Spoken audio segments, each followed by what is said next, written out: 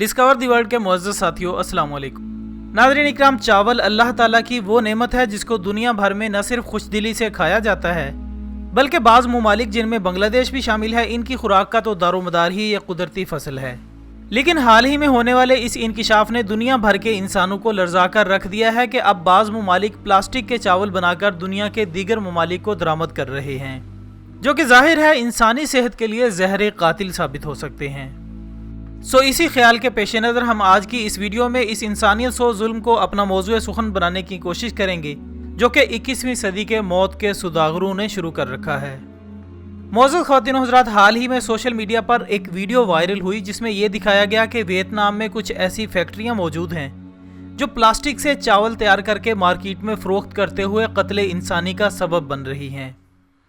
इसके अलावा इस वीडियो में एक वियतनामी खातून ने यह बयान भी दिया कि जब वो चावल ख़रीद कर लाई और इन्हें पकाने के लिए आग पर रखा तो महसूस किया कि इनमें से कुछ चावल गर्म होने के बावजूद अपनी सख्ती बरकरार रखे हुए हैं,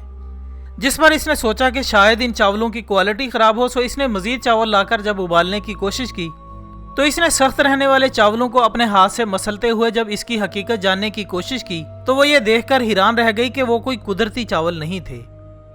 चूँकि जब इसने इन चावलों को ज़्यादा गर्म किया तो वो प्लास्टिक की तरह पिघल कर एक बबल की सूरत इख्तियार कर गए। लिहाजा इस वीडियो के वायरल होने के बाद जब तहकीकात की गई तो ये इंकिशाफ हुआ कि इन चावलों की तैयारी के लिए सिंगापुर, इंडोनेशिया और भारत से खाम माल बरामद किया जाता है। जबकि हाल ही में होने वाली एक और तहकीक ने यह भी इंकिशाफ किया कि अब चाइना में मुतअद्दिद ऐसी फैक्ट्रियां भी वजूद में आ चुकी हैं जहां पर प्लास्टिक के चावल तैयार करने का काम न सिर्फ जोरों पर है बल्कि इस जहर को बड़े पैमाने पर एशियाई ममालिक में भी भेजा जा रहा है। मोहतरम नाज़रीन, अगरचे इन चावलों को आम आंख से देखकर पहचानना मुश्किल काम है, लेकिन जब आप इनको उबालने के लिए पानी में डालेंगे तो आप देख सकते हैं कि इनमें से कुछ चावल पानी में डूबने के बजाय सतह आब पर तैरते हुए नजर आएंगे। और अब आप इनको अलहदा करके ज़रा तेज़ आंच देते हुए उबालने की कोशिश करें तो आप ये देखकर हैरान रह जाएंगे कि वो प्लास्टिक की तरह पिघल चुके हैं, जिनको आप अपने हाथों में दबाकर एक बाल की शक्ल भी दे सकते हैं।